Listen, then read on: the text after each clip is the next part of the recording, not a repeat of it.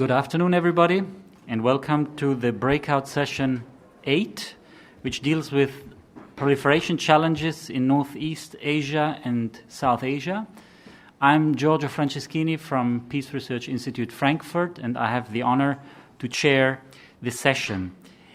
As you might have noticed, we have a slight change in the on the panel, as our first speaker, Målfrid Braut-Hegghammer, unfortunately had to cancel her presentation because she has a flu.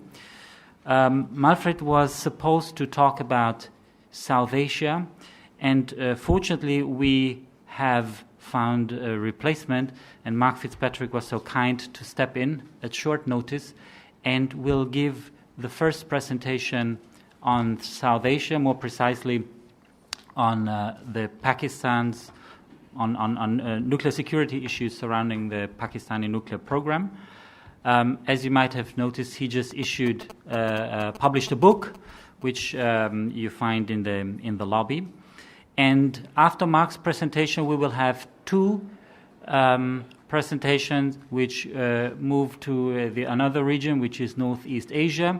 And we will have first Changsu Kim from the Korea Institute for Defense Analysis, followed by Hirofumi Tosaki from the Center for the Promotion of Disarmament and Non-Proliferation at the Japan Institute of International Affairs, discussing proliferation issues in Northeast Asia.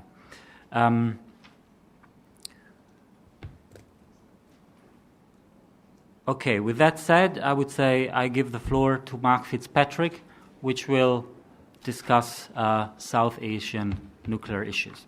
So thank you, Giorgio, and apologies to the audience that this turned out to be an all-male panel. It wasn't my intention.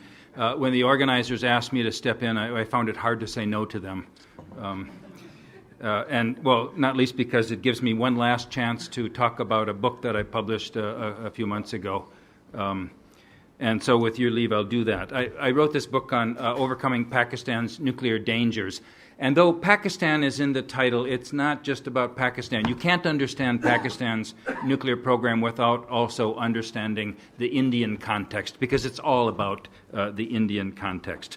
I talk about various kinds of nuclear dangers in this book. I go through each of them and try to assess their varying degrees of difficulty. I mean, for example, nuclear terrorism is the one that gets a lot of media attention, and rightly so, given the number and the brazenness of the jihadist groups operating out of Pakistan, and what some see as a creeping fundamentalism in the society that gives rise to concerns about insider collusion.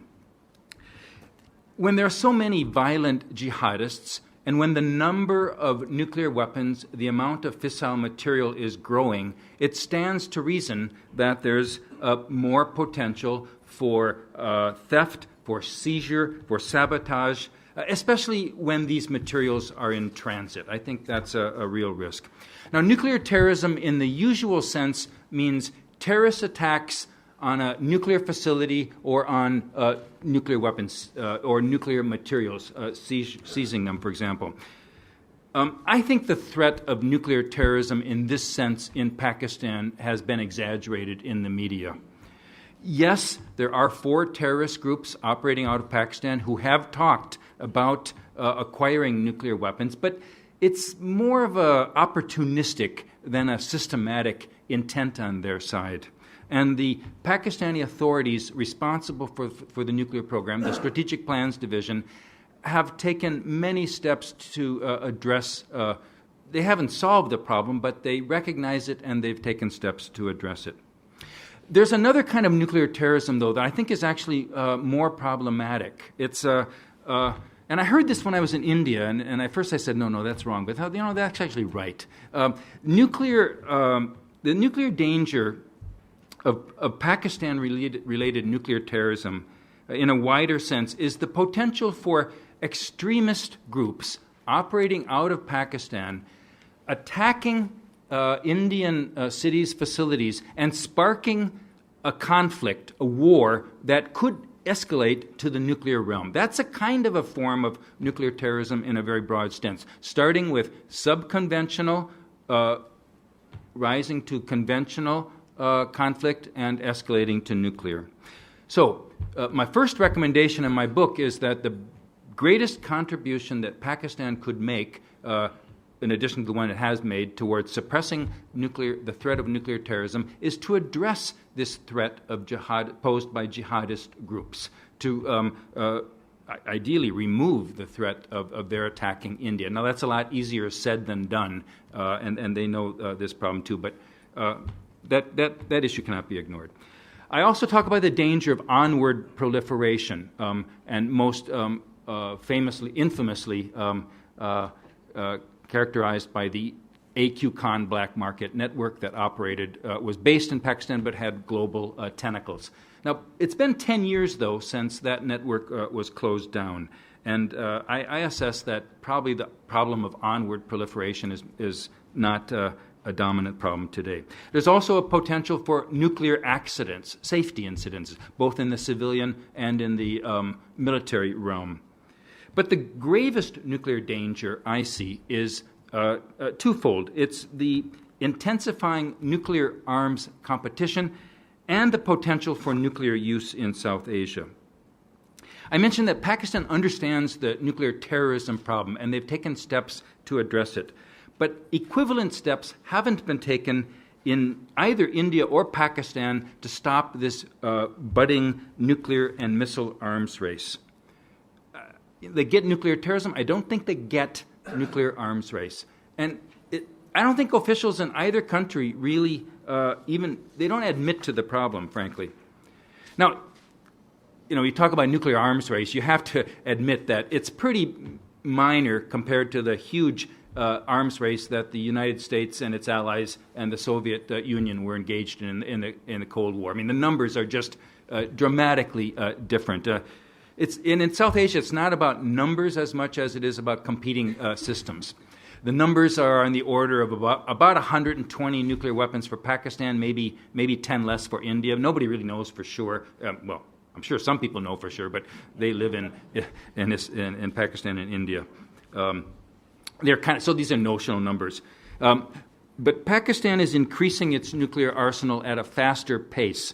They're not increasing their fissile material at a faster pace. India's doing that. India's got a much greater potential because of all the fissile material. But Pakistan is weaponizing more of it. So that's why Pakistan's arsenal is said to be the fastest growing in the world. And if they continue at this pace, it won't be too long before they're the world's fifth or maybe even fourth largest nuclear weapons holder. But it's not going to grow forever because there are limits to their uranium. And there's a strategic context here. Pakistani authorities told me that when they see that they have enough, then they can stop the fissile material production, the weapons production. And that might come in about 2020. And so if you do the math, when they get to about 200 weapons, they could stop. But it's all strategic. It's all context-driven. It's whether, what has India got? What other threats may be emanating from India? And frankly, India's not stopping. So because India's got China to think about, and so there is this three-part dynamic that makes it all the more difficult. Both India and Pakistan talk about minimum credible deterrence. Minimum credible deterrence. That's the catchword. But their emphasis is more on credibility than minimalism. Sometimes they even forget to say minimum.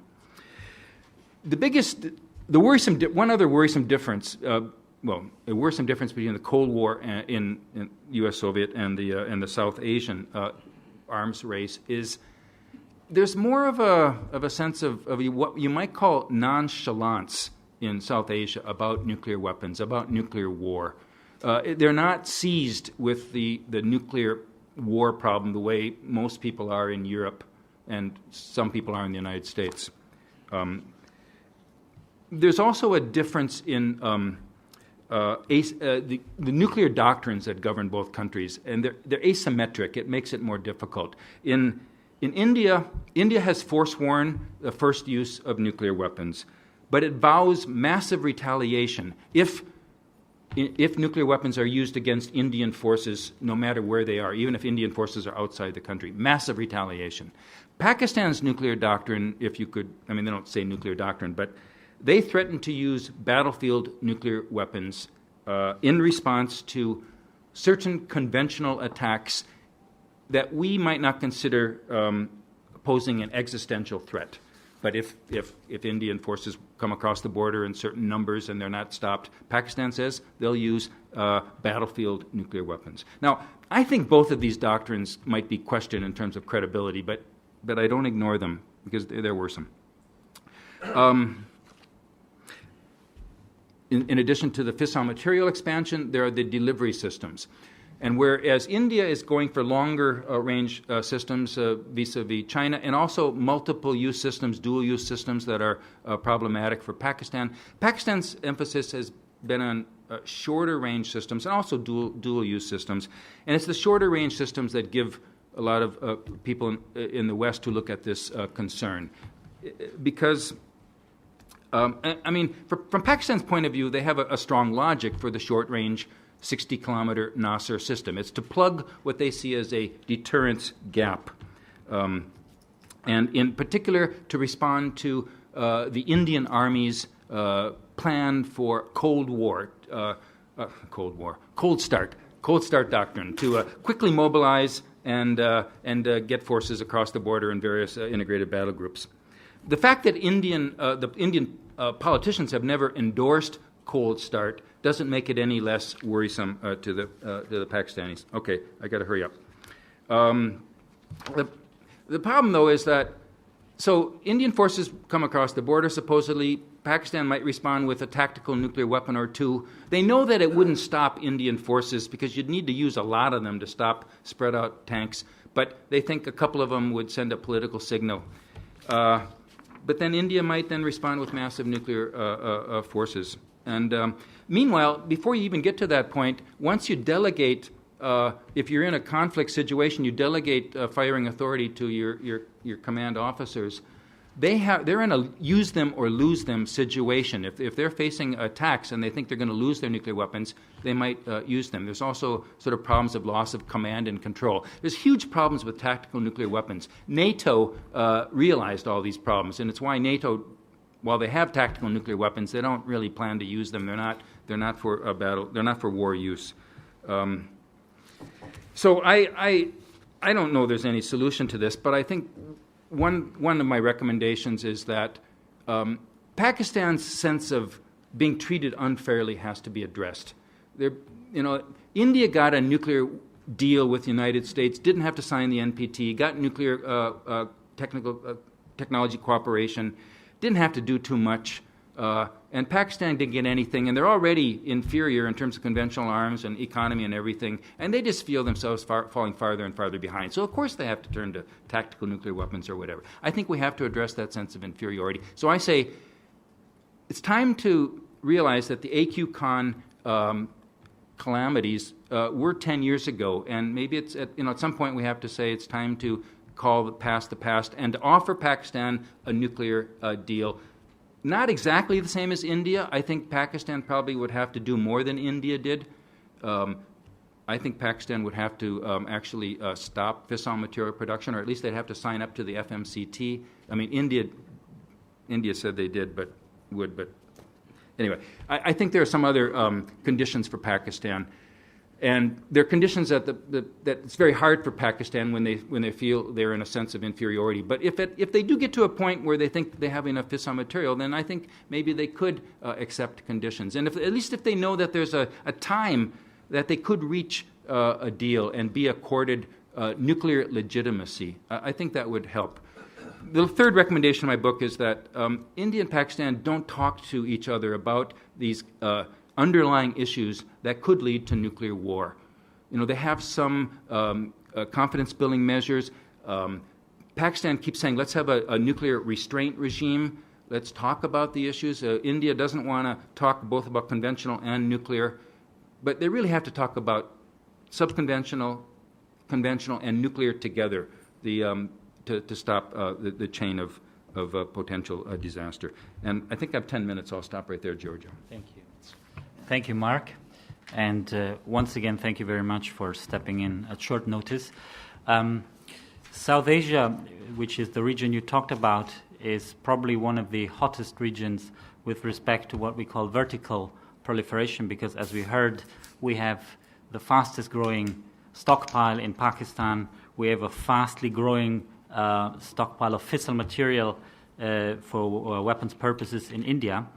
And we come now to another region which is of particular concern for horizontal proliferation. Not because it happened yet, but because it is expected to happen maybe one day. And the countries in the region surrounding North Korea, like Japan, like South Korea, like Taiwan, all already had second thoughts on whether they would need to a nuclear deterrent to in the future. So we will have the first presentation on this region, Northeast Asia, by Dr. Changsu Kim from the Center for Security Studies for Security and Strategy in Seoul, and then by a Japanese colleague. Dr. Kim, the floor is yours. Thank you, Mr. Chair. I'm Changsu Kim from South Korea. And very good to, at the outset of this meeting, I would like to notice that we have Mr. Ambassador Heather from Islamabad. He was our ambassador to Seoul when Mark was talking about the AQCon, and I was actually meeting him in his office, and also visited Islamabad to gain his knowledge and his opinion about the AQCon activity and the connection between North Korea and Pakistan, if there is any. And it's a constant reminder that he has been around, and he's the really number one expert on these stuff. And thank you very much for your presence. And I don't think I can make my presence in 10 minutes, but I'll try my best. If you look at the CNN and BBC every morning, you see more news about North Korea as opposed to South Korea.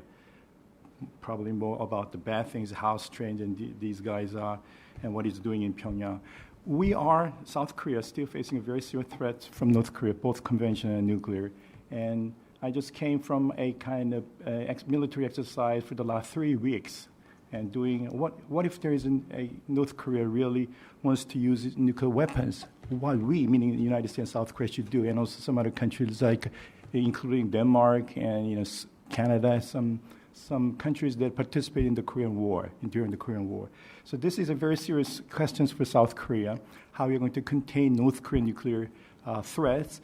And the topic I'm going to present this afternoon is the threats of North Korea, how North Korea has been active in proliferating all these nuclear weapons and also other WMDs.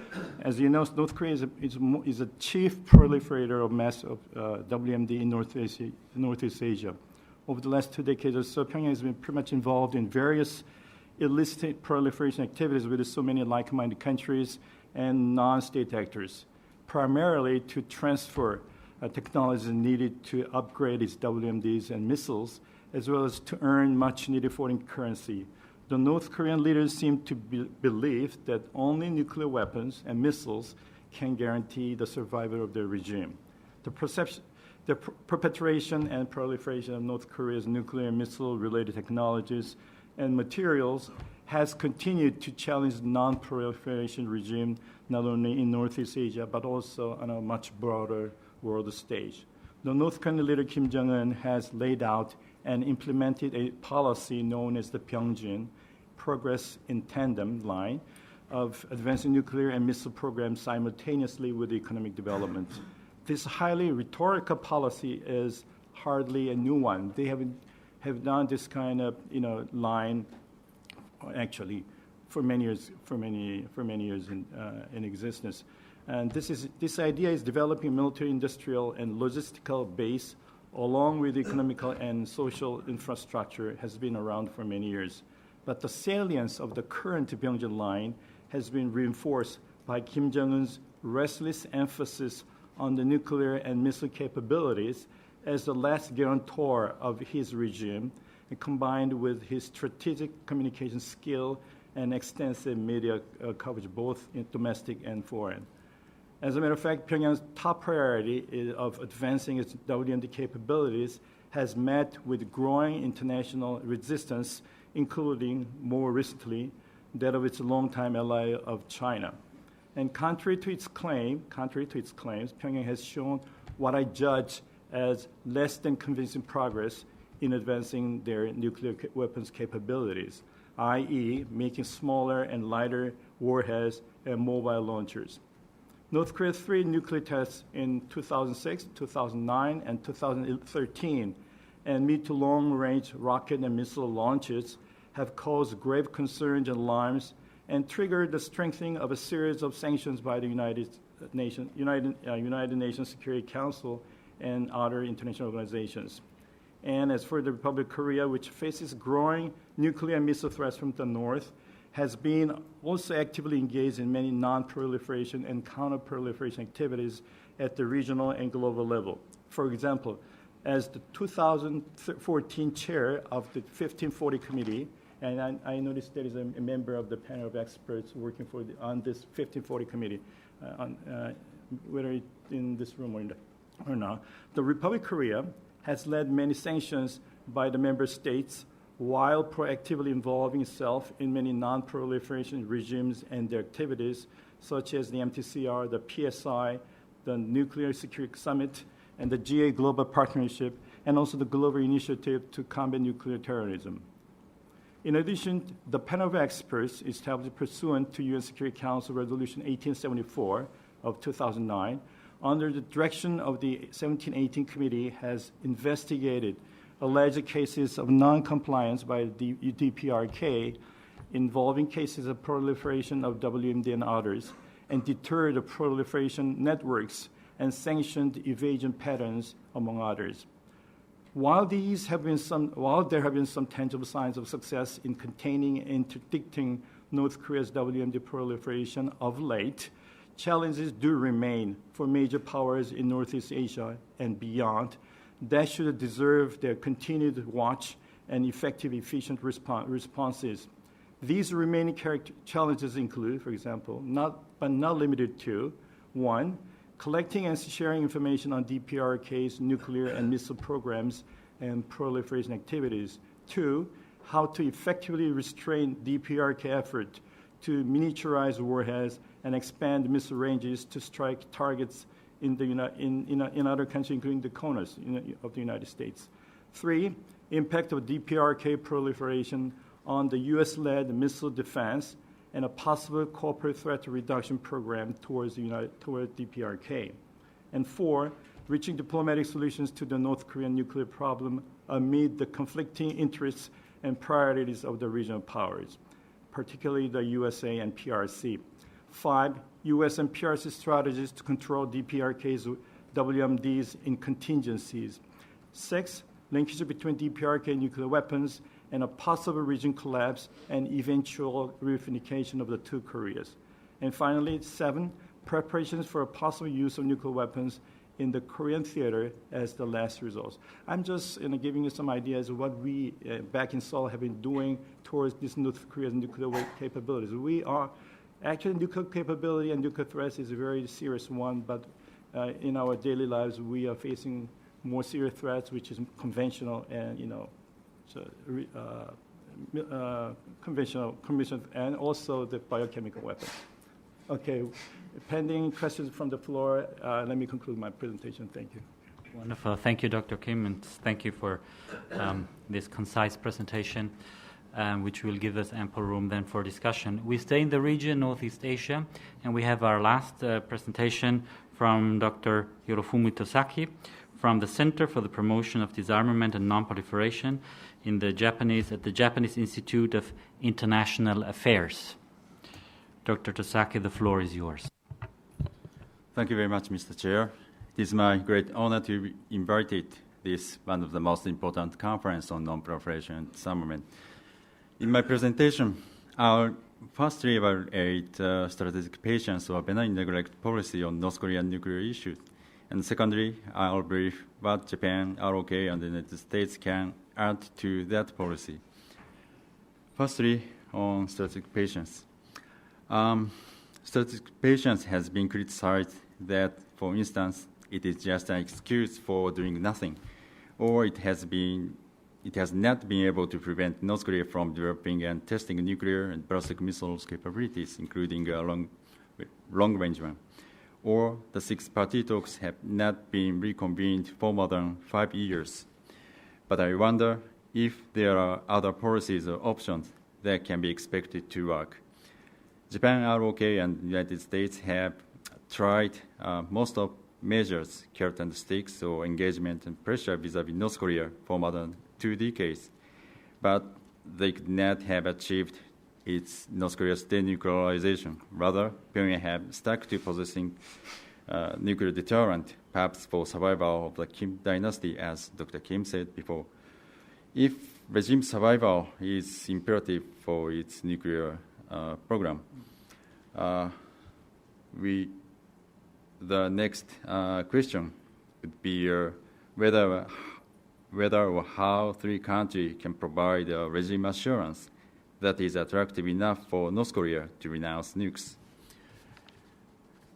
Pyongyang has insisted on ending the U.S. provision of the nuclear umbrellas to ROK and to a lesser extent Japan, which means termination of U.S. ROK and Japan-U.S. bilateral alliance. It goes without saying that they cannot accept such demands for 3 countries. Even if they do, Pyongyang will certainly find another excuse for maintaining its nuclear weapons capability, as it has repeated. As for pressure, one of the most powerful ones be to threaten to conduct an armed attack vis-a-vis North Korea, such as a disarming first strike. But North Korea knows that 3 countries will not do so except in very extreme circumstances, due to the fears or possibility of North Korea's massive attacks, counterattacks, or even a use of nuclear weapons desperately, or turmoil in the Korean Peninsula and beyond. And then how about pursuing secondary objectives in the near term, such as suspension or freezing North Korea's nuclear and missile-related activities? It depends on how sincere North Korea complies with agreement, but we know Pyongyang's past track record or a regular cycle of brinkmanship, negotiation, agreement, reward, and non-compliance, so we cannot trust its North Korea's intention easily. So almost stalemate, and perhaps Pyongyang may not denuclearize without regime change, or at least regime transformation of the Kim dynasty. If 3 countries can neither take military action nor accept North Korea's status as a nuclear weapon state, remaining options for 3 countries seems to weight North Korea's internal change. But of course, just listening is not a strategy. So I will brief what 3 countries can add to the strategic patience, although they are not new. The first is limited engagement in any area, even if they are not nuclear or missile-related issues. One example is the Japanese and North Korean deal agreed in this May after several months back-channel negotiations. North Korea pledged to reinvestigate the missing Japanese in North Korea, including the abductees. In return, Japan lifted a few unilateral sanctions, which are very limited economic impact and thus do not undermine the UN-led multilateral sanctions. I'm not sure whether such a limited engagement could have a positive impact on the nuclear issues, but at least it could contribute to maintain contact with North Korea and to test its behavior. Or Pyongyang may refrain from conducting provocations because of the incentive provided. Or North Korea might change its behavior on nukes and missiles after accumulation of such limited engagement, in spite of a slim chance. Of course, it is not risk-free, but at the time of the cruel situation, I do not think that the limited engagement with maintaining 2 principles is a bad gamble. One principle is that 3 countries maintain the current prerequisite of reconvening the 6-party talks, That is, North Korea takes concrete steps or at least make a clear commitment toward its renouncing nuclear. Another one is that the incentives and assistance should be provided tit for tat and bit by bit, and should not undermine the sanctions under the Security Council resolutions. Meanwhile, considering the North Korea's track record of procurement and export of nuclear and missile-related items and technologies, secondly, it is essential for three countries in collaboration with other countries like EU nations, that is to bolster measures for preventing proliferation and transfer of such items and technologies from and to North Korea through, for example, export and import control, financial measures, prevention of the wide range of North Korea's illicit activities, PSI information sharing, capacity building with the third countries. In this effort, it is also significant to continuously persuade China to adequately implement export control and other measures, while it has gradually enhanced some of those measures after North Korea's third nuclear test in February 2013. Efforts to solve the Iranian nuclear issue is also indispensable to close possible proliferation cooperation between those two countries. Thirdly, three countries should continue to reinforce a wide-spectrum deterrent capability, and not just bilateral, but also trilateral defense cooperation should also be explored and expanded. In this regard, Japan's recent announcement of reinterpretation of Article 9 of its constitution, mainly in terms of collective self-defense, is one of the proactive contribution to this effort. And finally, the fourth is preparation for the situation of North Korea's demise or regime transformation. Of course, it is not conceivable that Kim regime will collapse or transform in the foreseeable future, but at the same time, that regime, I think, would not last long. So such preparation is definitely needed, and it could be a pressure to North Korea. And again, China is a key on this issue, and the three countries should try to incorporate Beijing in the discussion on how to manage the situation of North Korea's demise. Needless to say, incorporating China in imposing pressure against North Korea is difficult because of Chinese and North Korean relations, Chinese interest, security or other interest in the region, and also current relationship among the regional countries in an era of power transition. But stability in the Korean Peninsula and North Korea's soft landing should be a common interest of all regional countries, including China. So almost 10 minutes. I should stop. Thank you very much. Thank you, Dr. Tosaki, and thank you again to be so concise. Now the floor is open for discussion. And if you have questions, please identify yourself and tell us to which region or which panelist your question is. I already have the first question by Ambassador Haider. Please wait for the microphone. Thank you very much, Mr. Chairman. Always a pleasure to be here, and also to have two members of your panel who are old and valued friends. I thought, as many of my colleagues, that Mark's book is a very positive step forward, but I wouldn't like to be included by him in the list of Pakistani officials who take things very nonchalantly. So I think he might forgive me if I make a few small points about the South Asia. First thing is, I'll make them very briefly. First thing is on proliferation challenges, which I think is the title of the thing of your session here, Mr. Chairman.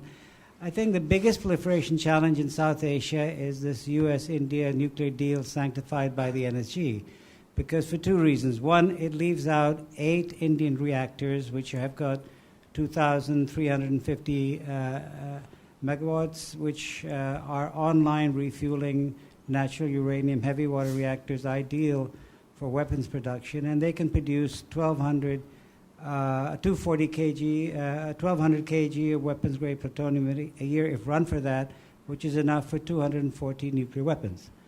Now, the question, I think Mark has said that, well, Pakistan is the fastest growing arsenal, but since these 8 reactors will remain outside safeguards, one doesn't really know what the Indians are doing with it, I think. Secondly, they have a 13 breeder reactor program, of which the first is about to come online next year, which can produce 570 kg of plutonium, which is pure plutonium, every 4 years in doubling time. So I think that's one thing. And just to give a sense of balance, if you look at the public sources, Pakistan's dedicated megawatts thermal reactors, which are dedicated, we would need 157 of them to match the Indian capability of these reactors. So I think it's worth looking at that as such. As far as the conditionalities that he's pointed out, I think the point is, if you want Pakistan to be a full partner, as we want to be in the non-proliferation regime, then what do you need conditionalities, or you don't want them there? I mean, it's very easy. Pakistan has been under sanctions much before A.Q. Khan, under Stimson and the Pressler, etc. So what is the alternative? If you want to give the impression, let's say, put India into the NSG first and with a perpetual veto on Pakistan, is that what you want, to give an impression to Pakistan that they should have no stakes in the non-proliferation regime? I think it's worth looking at that. As for A.Q. Khan, I just want to say that I have dealt with this case. It's another matter. What he sent to countries was they were all NPT countries. But the point is, we dealt with it right away. There were 24 people involved. Many of them were from Switzerland, Germany, Holland, England, etc. Very few of those people were dealt with. And if you look at the Iraqi nuclear file to try to get out of the invasion, they had exposed 289 Western companies and scientists, including Hedley Bull, for instance, but that was all blacked out by the Security Council. But anyhow, that's, I think, a minor matter. He has talked about tactical nuclear weapons. I think we have actually had a number of discussions with India on this and other issues of doctrine, because we have met 7 times with them, and it's not our fault that they haven't continued the dialogue. And I think what we've told them very specifically, and what we tell people, is we regard all our nuclear weapons not as war-fighting weapons, but as weapons of deterrence. I mean, NATO, you might say they don't care about them now. They're just keeping them there for cosmetic reasons in Europe. But during the Cold War, they were there. And it was sort of a tripwire type thing that NATO had.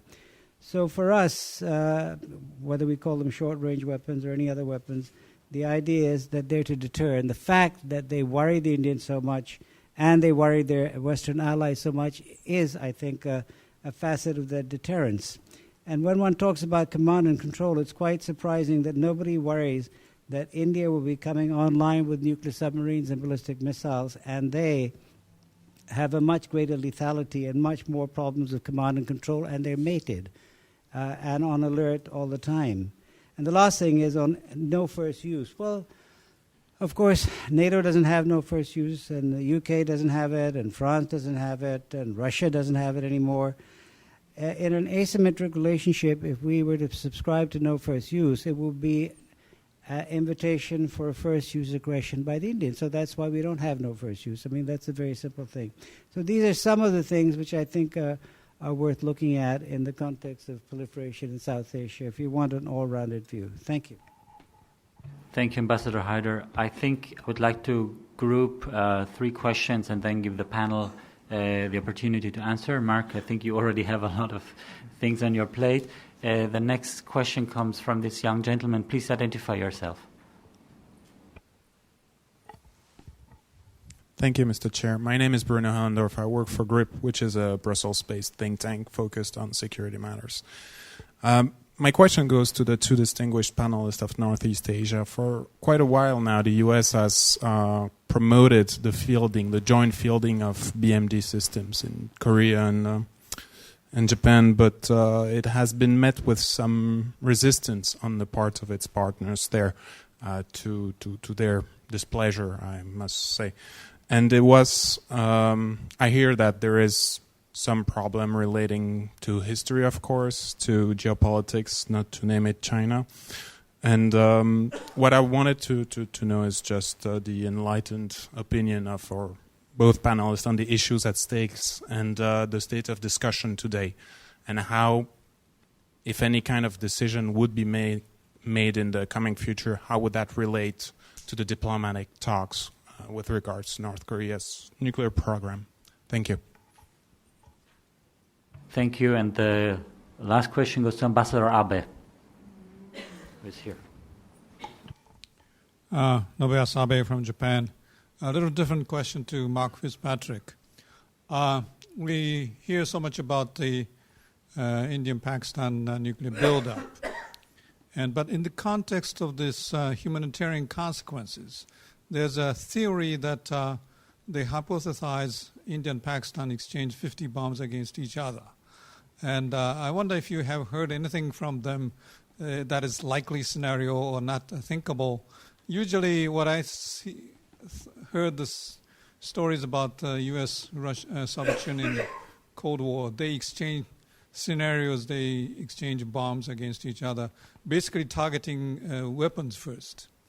But the humanitarian consequence research is based on 50 bombs against 50 bombs, targeting civilian big cities, causing huge suits to go up to the stratosphere. But if the cold start or if the Pakistani strategy works, that is basically against counterforce. So have you heard anything about that from either Indians or Pakistanis? Thank you, Ambassador Abe. Mark Fitzpatrick, would you start first with your answers and then we pass it over? Yeah, I wish I knew precisely the answer to the question about whether they employ counterforce or counter value strategies. It's, India's doctrine of massive retaliation means to hit them so hard that they can't stand it. So, that might mean cities. Pakistan's retaliatory response might also mean cities. But I think when experts have looked at this and talk about humanitarian consequences, they talk about global consequences of an exchange of 50 weapons on either side. And those consequences don't depend on whether it's counter-value or counter-force. It's that much soot in the air that contributes to global famine and 2 billion people suffering starvation because of that. Now, I haven't assess that, but that's and plus, of course, the 40 million dead in South Asia. When I said that South Asian strategists don't, they have a kind of sense of nonchalance.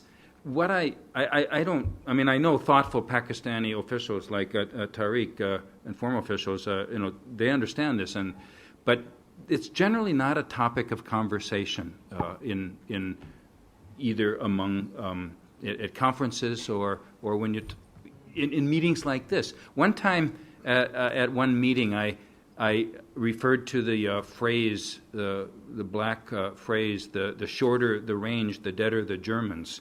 The NATO short-range missiles, and I said, this is.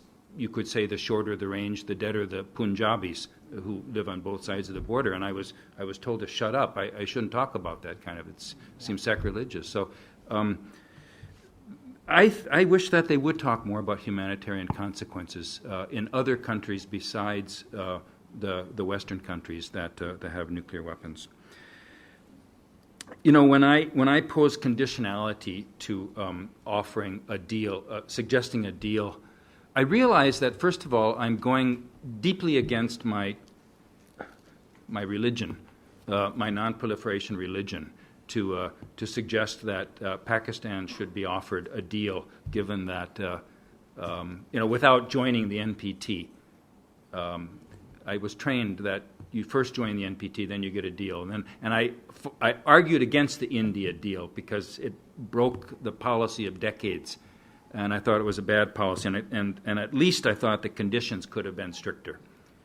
So when I suggest a deal for Pakistan, I realize I'm leaving my brethren, and my brethren would be even more upset with me. They would expel me immediately if I didn't suggest some pretty strict conditions. So I suggest conditions that go beyond India's, but I recognize that It's not just a matter of fairness I want to address. I want to address the basic problem of an arms race and the potential for nuclear use. And so conditions that helped to stop the arms race would be something I think that would be a benefit to Western countries that are concerned about it, or not just Western countries anywhere. Russia is concerned about it, I know.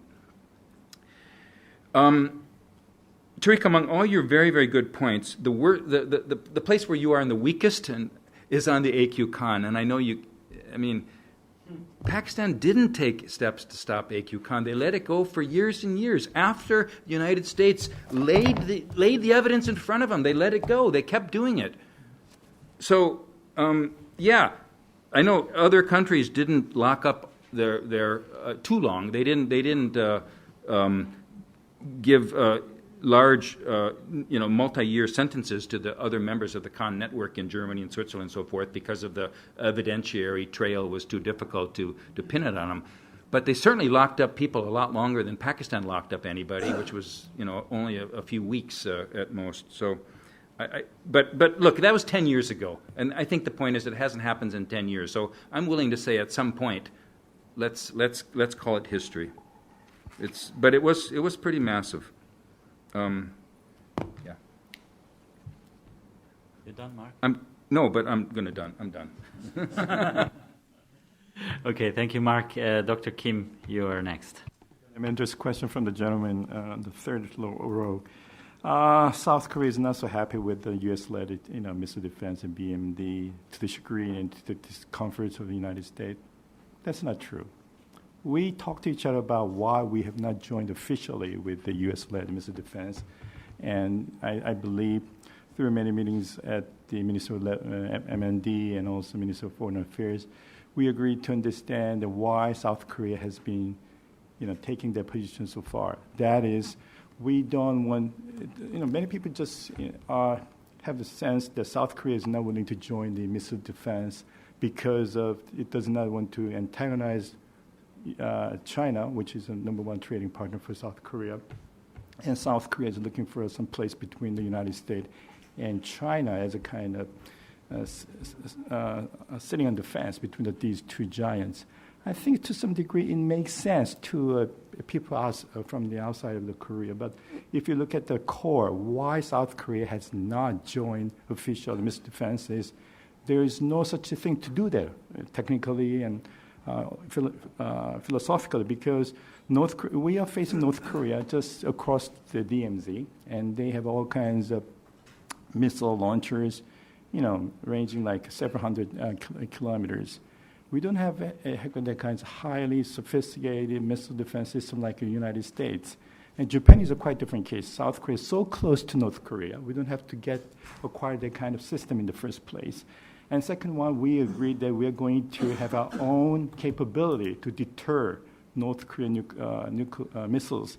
And if that deterrence fails, we're going to counter them with our own Korean version of missile defense, which is called KAMD, Korea Air and Missile Defense. So this is a complement to each other, complement to the U.S.-led missile defense. And this message has been gotten through to the United States at every meeting. We call EDPC, Extended Deterrence Policy Committee, which is a very important meeting.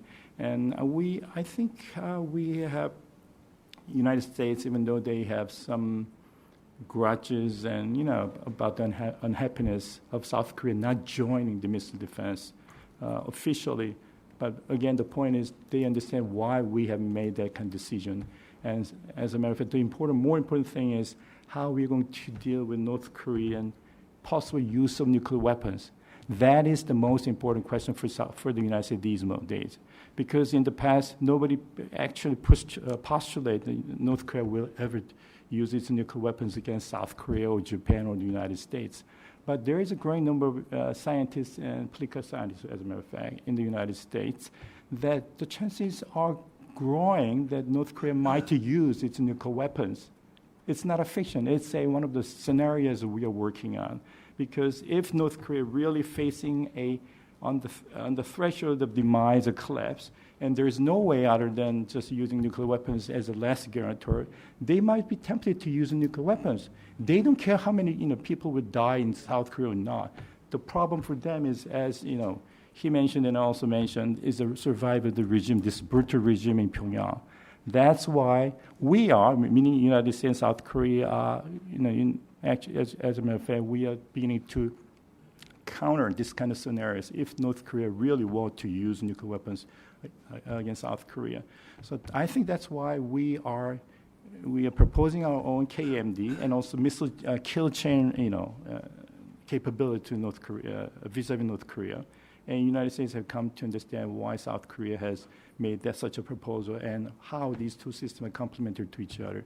So I think as an outsider looking into the South Korean situation, if you look at the BBC and CNN reports, just talking about South Korea is maybe too much concerned about the Chinese reaction. I think that's not true. That's maybe just rhetorically, but the core of the problem is we know each other and the limits to each other. And the United States can be complemented by our own system because the United States, even though they really propose us to join the missile defense, we are not like Japan. Japan has accepted many, joint research and also like PAC-3 and many other options.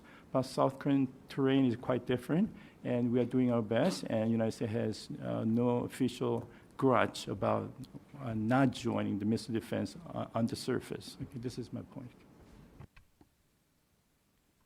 Thank you. Tosaki-san, you're next. Thank you very much. On BMD issue is very important for Japan's security and also I think for ROK. And BMD cooperation between Japan and the US is very good. So the matter is now UK-US cooperation and also Japan ROK cooperation regarding the BMD matters. I don't know the current status about the discussion between two countries or three countries regarding the BMD cooperation, but as Dr. Kim said, there are several difficulties and differences among three countries. Between two, Japan ROK, there are history issues very, make those kind of relationship turbulent. And more important is that strategic relevance on BMD is also different, as Dr. Kim said, and also geopolitics. Relationship with China is very different from Japan and ROK. But still, I think three countries, Japan, ROK, with the United States should promote this kind of cooperation, which I think contribute to strengthen the deterrent and pressure vis-a-vis North Korea.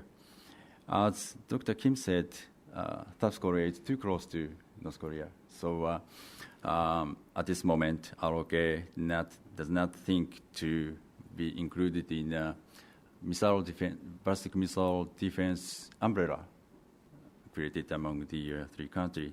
But we also have to consider the situation where the United States vessel near ROK and Japan may be attacked by North Korean ballistic missiles. In that case, at this moment, under the Japanese Constitution and the interpretation of the Article 9 of the Constitution, Japan cannot shoot down the ballistic missiles which aims to the U.S. vessel, out of the Japan's territory. But it depends on the amendment of the Japan's defense-related legislation. But Japan is now considering to amend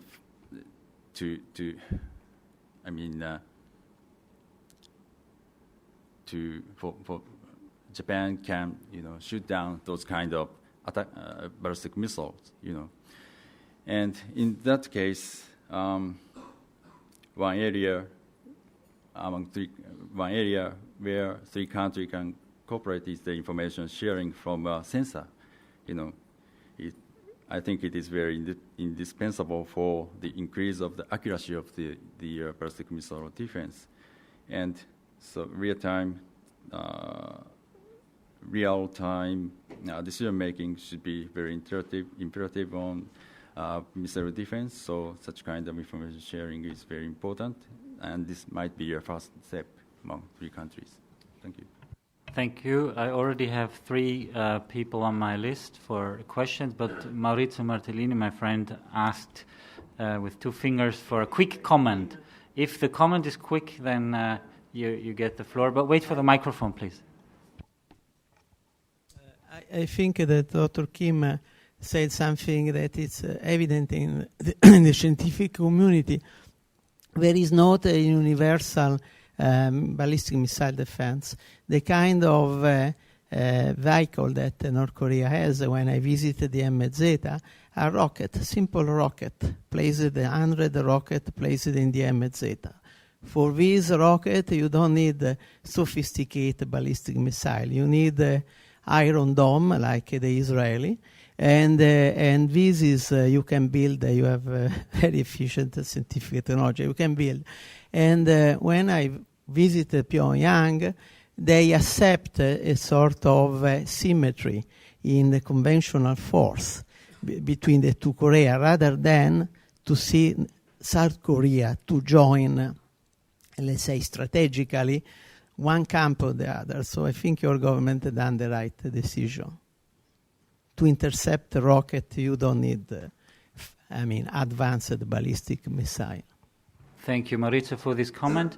Now the next questions start from Tariq Rauf, and then we have the gentleman behind him. So Tariq, you're first. Thank you. Tariq Rauf from CIPRI. I wanted to explore a comment that Dr. Changsu Kim made. You suggested that if the South Korean regime was going down, it might then think about not North Korea. Yes, North Korea. It might then think about using nuclear weapons as a last resort. So if that's the case, wouldn't you think it's suicidal to push the North Koreans through sanctions and so on, where the regime will face collapse? Isn't there a way of finding more space for engaging with North Korea so that you end up in the place where the international community wants to end up with North Korea? And I've been speaking to some of my friends in Canada who have spoken to senior North Korean military officials, and they recognize that because of the sanctions, the average weight and height of the North Korean soldier is declining, as is his life expectancy.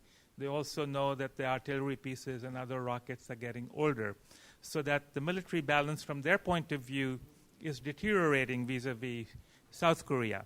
And therefore, from their point of view, they have no other option but to go down the direction which causes concern for Japan and South Korea.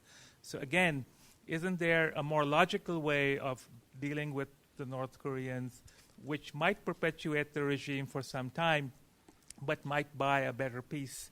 And if we look at regime change that has happened in Libya, Syria, Iraq, I think in hindsight people are not all that pleased with the results.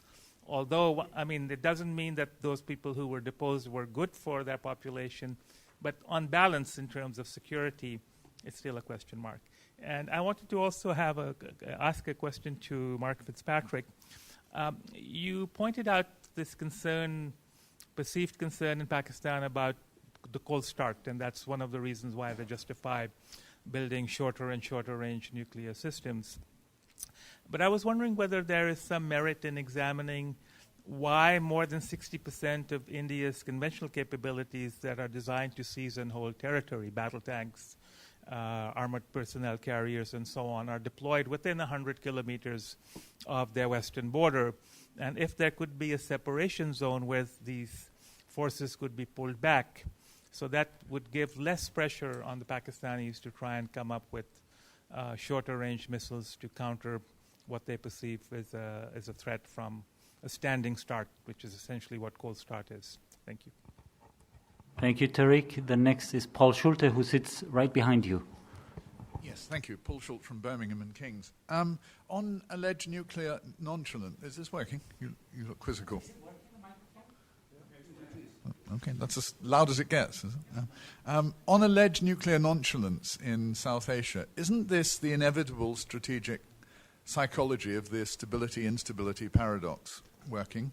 You have one state apparently determined to exercise subconventional options in a way that the Warsaw Pact was never prepared to, and one state, a bigger state, determined to mitigate and deter it. And in that conjunction, the only way of managing the military plans that emerge is that kind of nonchalance that you talk about, which incidentally, I think, makes the idea of Tariq's zone quite impossible from an Indian perspective. So I think if it isn't that, do you have a cultural explanation? And what, if anything, can possibly be said by outsiders to Indians and Pakistanis who are as smart as we are and have studied at the same institutes and staff colleges? I mean, there is no new set of arguments, is there, about this danger? And just to zoom out to a rather large elephant in the Asian room, China hasn't been much mentioned, rather to my surprise. This is surely a proliferation challenge for Japan of a rather large dimension, not just vertical nuclear proliferation, but associated Chinese conventional growth. Doesn't it require rather more to be talked about? And is it irrelevant to Indian calculations? There was a time when much of the discussion of the Indian nuclear intentions was in relation to competition with China. Has that really gone away? Can we not mention China as a driver for India's nuclear future? Thank you, Paul Schulte. The next question is Professor Jonter, who sits right behind you. Thomas Jonter, Professor of International Relations, Stockholm University. Very interesting, all three of your presentations. My question goes to both Dr. Kim and Dr. Tosaki. I was thinking when you did go into details about the challenges, proliferation challenges both your countries are facing, and especially Dr. Tosaki mentioned that nuclear umbrella approach that's been discussed over a couple of years now, and it's been very difficult challenge to deal with and so on and so forth. I was thinking about security guarantees or security assurances now at present, given what we have experienced, at least we have observed in Ukraine, Budapest Protocol, when Ukraine feels abandoned by Russia, of course, they had some kind of war instead of that guarantee and so on and so forth. Had that somehow stirred up questions in your countries about your security guarantees from United States? And as far as I understand it, when you got the security guarantees or security assurances, this was in a different geopolitical context. The threat for China, and maybe China is still there, of course, they have nuclear weapons, but now we have North Korea, a new situation. I'm just curious to see, first of all, if it stir up some questions about the status of the security guarantee, and also if... no, I think I stop there. Yeah, I think I stop there. Thank you. Thank you, Professor Jonter. We will answer this question now in reverse order, and Tosaki-san, if you start, that would be... Thank you very much. Regarding the not just nuclear umbrella, but also extended tolerance in general, security guarantee from United States and relationship with China or maybe North Korea. At this moment, of course, this alliance has some dilemma because of the abandoned or something, and at this moment, Japan needs more, security guarantee or assurance from the United States because we face security challenge from North Korea and also China. So, but at the same time, Japan also thinks that just asking United States to enhance security assurance is not fair. So Japan is now strengthening its security, capabilities and also some legislation. And in this context, Japan, as I said, changed interpretation of Article 9 of the Japan's Constitution. And as for nuclear, I think Japan are confident about the U.S. power in terms of the providing the nuclear umbrella because of the very huge gap between U.S. and China's nuclear forces. But at the same time, Japan are concerned about so-called stability and instability paradox because current China's provocations are conducted by a very limited, not military but also paramilitary provocations. So countering those, deterring those actions or countering those actions be one of the most important aspects that Japan have to, strengthen, and that kind of action be enhance the overall Japan-U.S. alliance, then enhance the security guarantee from the United States. And also India's arms buildup and China's, countering those actions. Well, I'm not sure whether China will respond to the India's arms buildup. I think it depends on the how much India will increase the nuclear capabilities. But at this moment, China did not respond.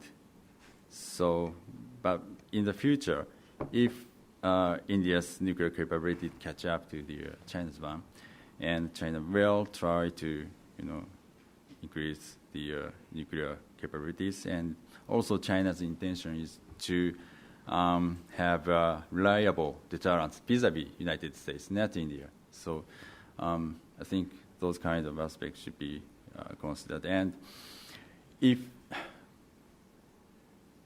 the gap between U.S. and China, decrease, nuclear umbrella provided to Japan is also, some fragmentation. And so in such a situation, Japan have to consider about the security gain, I think. Thank you, Hirofumi. Changsu Kim, you're next. About the extended deterrence United States will provide to South Korea, I think this is assurance a reasonable question. And even at the official level, and I'm working for the government, I know United States will definitely provide the extended deterrence if there is such a need to do that. But some people on the street, they are not sure about the stuff, and they have the kind of just vague idea the United States might not use, provide extended deterrence if there is because of their fiscal constraints and because of their relation with China at the time. So this kind of all things have influenced many thinkers in South Korea, even the professors at universities, that United States may not keep its promises of providing extended deterrence in such contingencies. That's why South Korea government wants to have its own capability if that kind of promise has not been met 100%. So we are doing our best to upgrade our combined capability to deal with North Korean capabilities. I was talking about this, and this gentleman was talking about the possibility of North Korea using nuclear weapons, actually using nuclear. Instead of using the nuclear weapons, there must be some other more reasonable, better options for North Korea to take.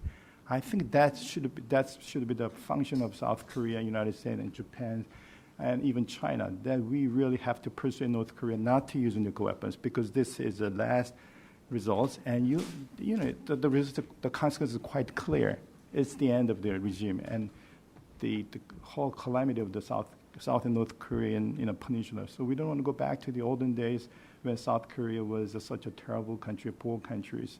So this is a tremendous stakes we are talking about, and we are doing our best to persuade and sometimes dissuade North Korea not to use nuclear weapons. But as a practice purposes, because the military guys are always preparing for the worst cases. So if this is a big if North Korea does this and that, we're going to do this and that. So this is all theoretical question. I personally think this kind of chances are pretty low that North Korea really actually is using nuclear weapons. North Korean leadership is not that dumb. They're not that foolish. They're using all this kind of threats primarily for domestic consumption, and as as a means to gain some concessions from the outside. So my point again is North Korea should look for some other alternative, which is much better for them and also for all neighboring countries, including South Korea, Japan, the United States, China. There got to be something, and that's why the thinkers like us who are gathered in this room should make kind of proposal to Pyongyang that you have to take this and this advice. This is very good for you. And this is my question for you. And as he mentioned, we are talking about the sharing information between between Japan and Korea. Even though we have some history issues, even though the kind of anti-Korea, anti-Japan sentiments are kind of thriving in some section of Korea and Japanese society, but at the governmental level, at the scholar level, and I think the political leaders know the importance of a close relation between Japan and Korea because we are one of the best allies of the United States when it comes to dealing with North Korean threats. Okay, I'm hopeful. I'm optimistic. Thank you, Changsu. Mark Fitzpatrick. Thank you. Well, Tariq once more has stumped me by posing a question I hadn't thought of and I won't be able to answer. The 60-kilometer separation zone idea might be a good one, although Paul's answer is probably the best one. But I need to challenge you on something else you said, Tariq. I'm astounded if any Canadian official would have said that the North Korean soldiers are stunted because of sanctions. If any Canadian official said that, they should be taken out and fired immediately. Or if they can't do that in Canada, they should give a very stern talking to. Because it's ridiculous. Yes, of course they're stunted in height and weight and everything, but it's not because of sanctions. That's what the North Koreans tell you. If you go to North Korea, they'll tell you every problem they have is because of sanctions. But anybody who knows anything about North Korea knows it's because of the failures of central planning. It's because of the misallocation of resources. Year after year when you have floods and famines, it's not just because of freak weather. It's because you don't know how to run the economy. It doesn't work. Their system doesn't work, and they blame it all on sanctions. It's wrong. Paul, you're right about the stability-instability paradox and the implications and why nonchalance plays into that. But I think it's more than that. I think it's that South Asia is still at the beginning stages of a nuclear arms race, and they're making some of the same mistakes that the West and the Soviet system made.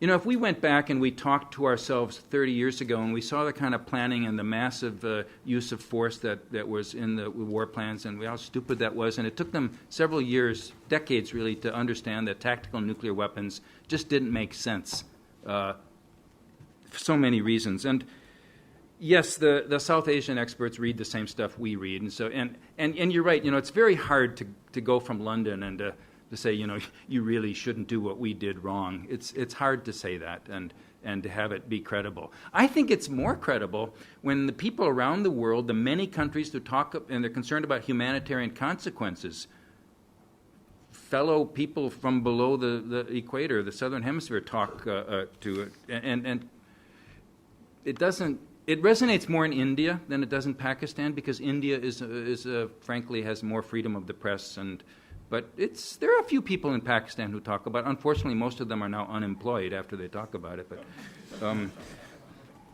so I think there are things to talk about. I think there are things that they could usefully learn. Thank you, Mark. I open now the last round of questions. I already have two distinguished ambassadors on the list. Ambassador Fürte, you're first, and then Ambassador Haider, and there is a third slot still available. Thank you very much. I'm Rogelio Fürte. I'm former Director General of the OPCW. Now, during the years I was the Director General of the OPCW, and this is addressed to Dr. Kim, I spent a lot of time, to no avail, trying to persuade North Korea to join the Chemical Weapons Convention. I would say that it was not only the North Korean regime that would not accept that, it was even the six-party countries, the countries participating in the six-party talks, who would say the chemical weapons issue was not necessarily priority. It could distract and discourage North Korea from addressing the nuclear issue. I would like a comment on, of course, Ambassador Sumshu this morning made a similar reference. He referred very briefly to the fact that there's been no progress with North Korea. I would like a comment, I would appreciate a comment from Dr. Kim as to whether this issue he thinks it remains on the table, whether it's important or not, and what's the attitude of South Korea concerning it.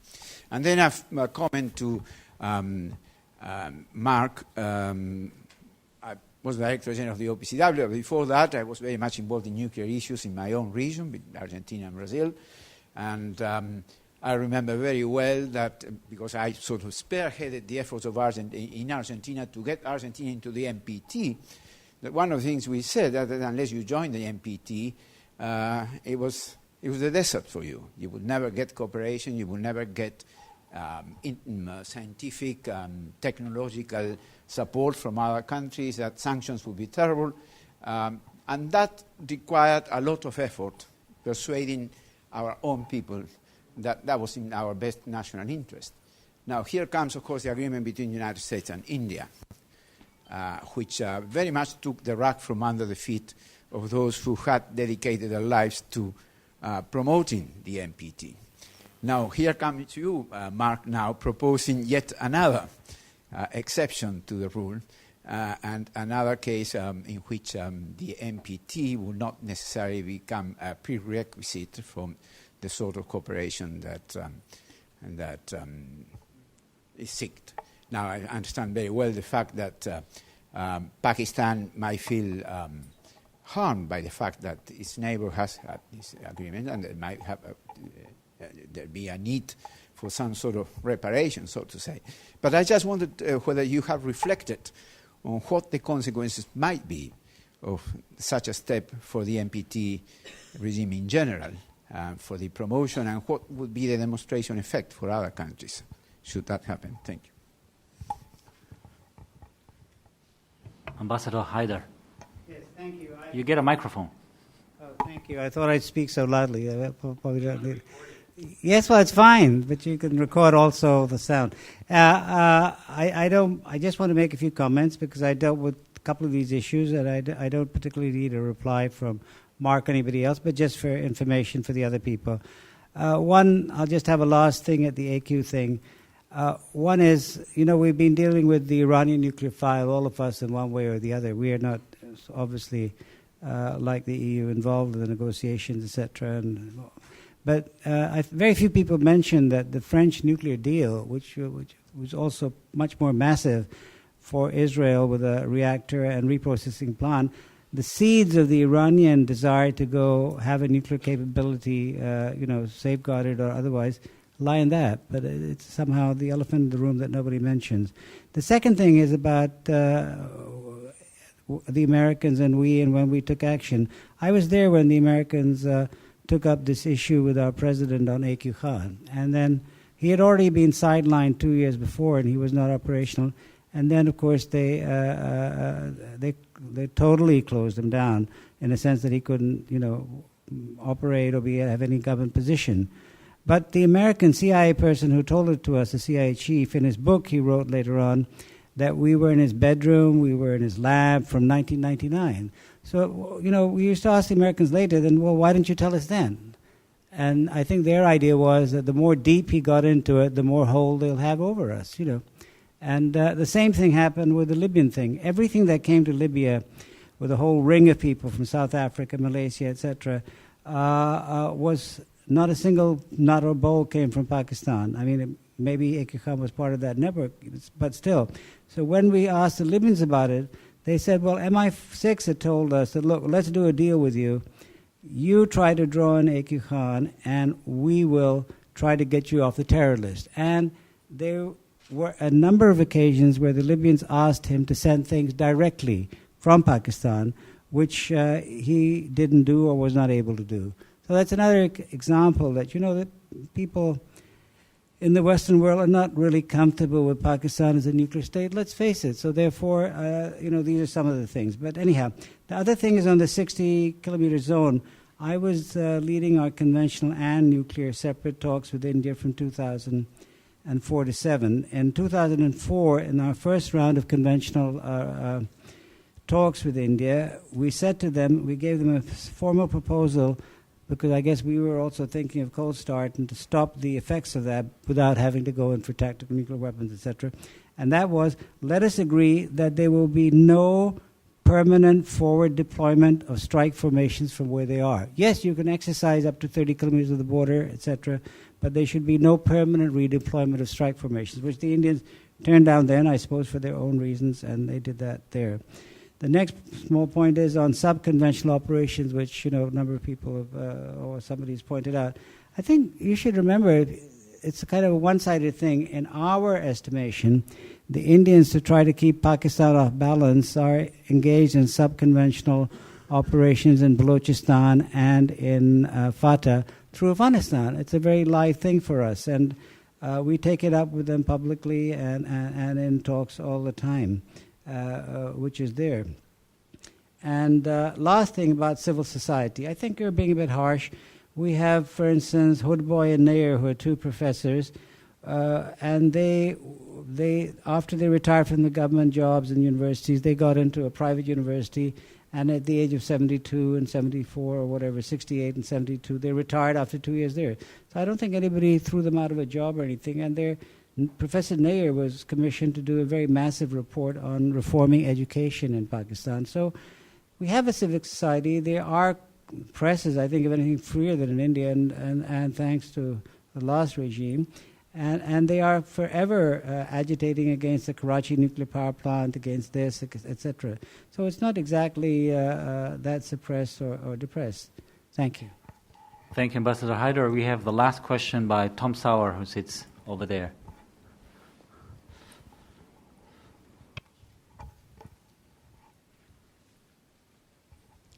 Tom Sauer from Belgium. Just a small remark on Mark's last comment. It was a joke on Pakistani officials talking about nuclear disarmament and being fired.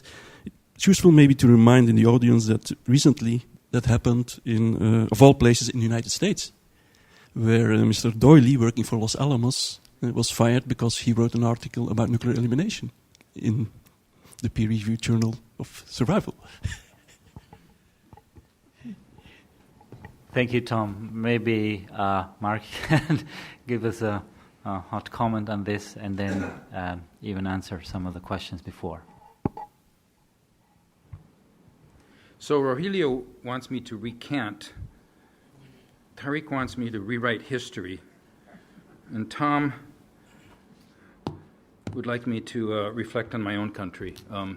Actually, I was thinking very much of the Doyle case when I made the comment about the anti-nuclear activists being not working today.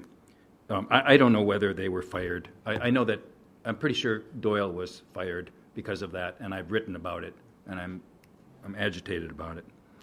The fact that you can count the number of anti-nuclear activists in Pakistan on one hand is sort of an indication of the strength of the anti-nuclear campaign there. But I know that they're allowed to speak. I was exaggerating, but they're not working. Hoodboy is not working. Whether he was fired because of that or not, I don't know. No, really, I really did think about the demonstration impact, because that was why I argued against the India deal, because it does have that impact.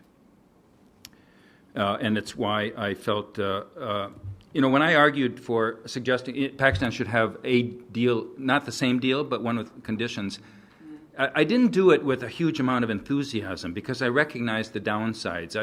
It's one of those, okay, the benefits are slightly better than the downsides. And I don't, we're now in a situation where every country in the world has signed the NPT except for 4, and they're not going to change because of what Pakistan gets. And the ones who have signed aren't going to not sign because of what Pakistan gets. But they might be less supportive of the additional protocol. So I recognize that is a downside. Luckily, I'm no longer an official, so I don't have to take responsibility for what I say. But I think we do have to be pretty responsible about history and not to shade things. First of all, Iran went to acquire sensitive nuclear technologies not because of Israel's Dimona reactor. it's a talking point that Iran uses all the time today, but it wasn't why they started down that path. It was because they were attacked by chemical weapons from Iraq. So it wasn't,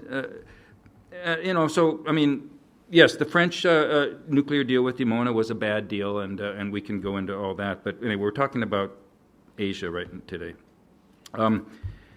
A.Q. Khan was fired from his job at the Khan Research Labs for 2 years, and he was sidelined officially, but he kept on proliferating. That was the point. He wasn't stopped. He kept on doing it.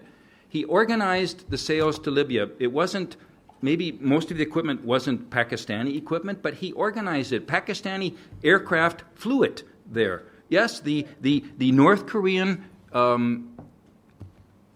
UF-6 was flown to Libya on Pakistani aircraft.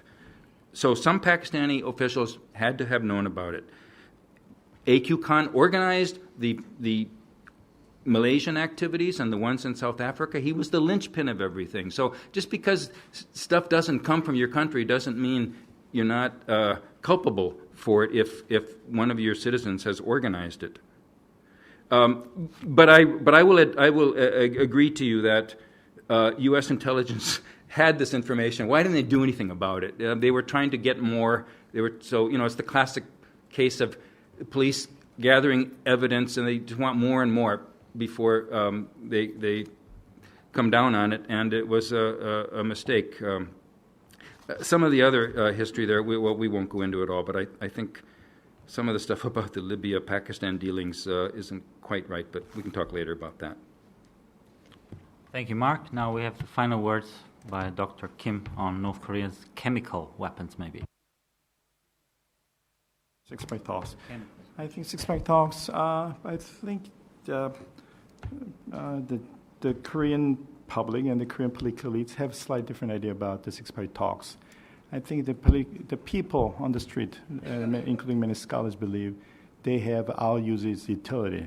We don't need a six-pack talk in the first place, and we don't need it anymore because there is nothing we can get from the six-pack talk other than just giving credence to China.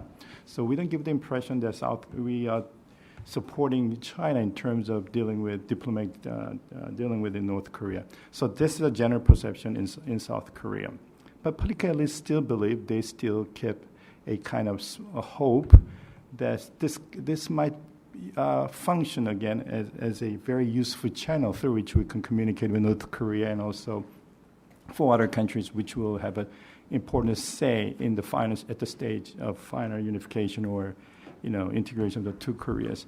So that's why we still have our special envoy to six-party talks, and every time we have a chance, we want to talk, we want to engage ourselves, talking to North Koreans and talking to Chinese. But we are not that much hopeful as we were about 5 or 6 years ago because there is no meeting for the last 5 years. Okay, so there is a difference between the perception among the public and about the political elites. People are just they are very realistic. Just forget it. Get the six-party talks and talk directly to North Koreans, and maybe we can talk with Japan, not Japan, I'm sorry, but United States and China, because they were the signatories, they were the party to the six-party talk. I mean, this is ceasefire back in 1953. So these countries are the really stakeholders that we should be concerned about. Thank you, Changsu. Dr. Tosaki, you have the final word. Thank you. In terms of the six-party talks and the CW, for Japan, CW and also biological weapons are also imperative for Japan's security as well. But I think too much expansion of the scopes and issues, it will make the six-party talk very complicated. So this moment, six countries focus on nuclear weapons, not biological or chemical or even ballistic missiles, because of the nuclear weapons destructiveness and also impact on the regional security. But I also agree that the CW issue is also important. We have to continue to call for North Korea's accession to the CWC and its compliance. Thank you, Dr. Tosaki. We are done, and I would like to thank all the panelists for their contribution and also the audience for their question.